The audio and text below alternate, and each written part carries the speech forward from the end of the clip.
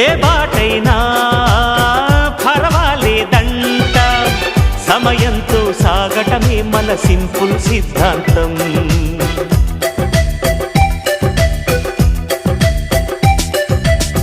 చిరుగాలికి పరిమళమిచ్చే సిరిమల్లెల వనమై ఉందాం, గగనాన్ని నేలను కలిపే హరివిల్లుల వంతెన అవుదాం. ఆనందం అంటే అర్థం మనమందా, ప్రతి పూట పాతై సాగే హుషారు సరిగమలో.